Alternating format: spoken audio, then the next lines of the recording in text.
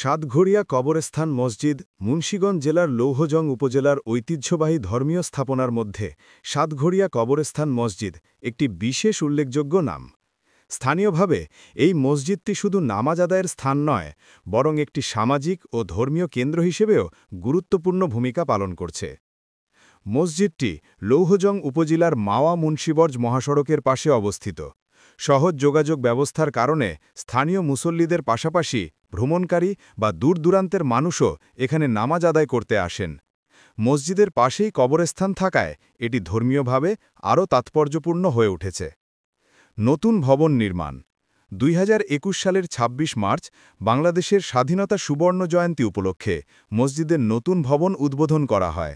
আধুনিক স্থাপত্য শৈলীতে নির্মিত এই ভবন পূর্বের তুলনায় অধিক প্রশস্ত ও দৃষ্টিনন্দন, ফলে মুসল্লির জন্য নামাজ আদায়ে আরও স্বাচ্ছন্দ্যময় হয়েছে। ধর্মীয় ও সামাজিক গুরুত্ব এখানে দৈনিক 5 ওয়াক্ত নামাজ অনুষ্ঠিত হয়। স্থানীয় জনগণের জানাজা ও দাফন কার্যক্রমও এই মসজিদ ও কবরস্থানকে কেন্দ্র করে সম্পূর্ণ হয়।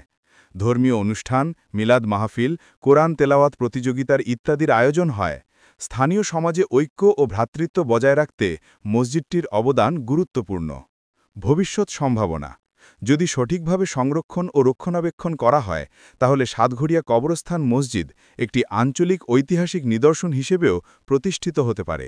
এছাড়া শিক্ষামূলক কার্যক্রম ও ইসলামী সংস্কৃতির প্রচার প্রসারে এটি কেন্দ্রীয় ভূমিকা পালন করতে পারে।